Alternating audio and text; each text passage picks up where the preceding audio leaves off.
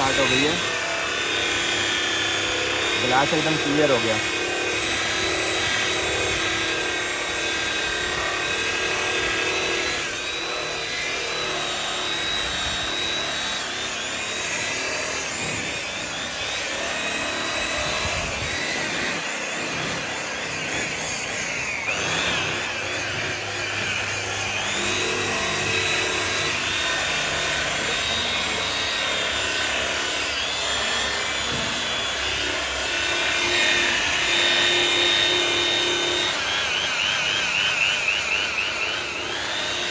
Light की condition देखो एकदम नई हो गई है। अगर आप अपनी गाड़ी में ऐसा काम कराना चाहते हैं तो विजिट कर सकते हैं शिव कार श्रृंगार Gadarpur near Kartik garden.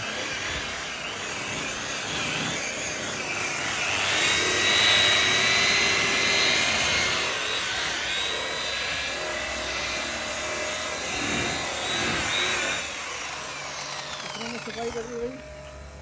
Condition देखो कितनी बढ़िया हो गई है। चमक मार गई।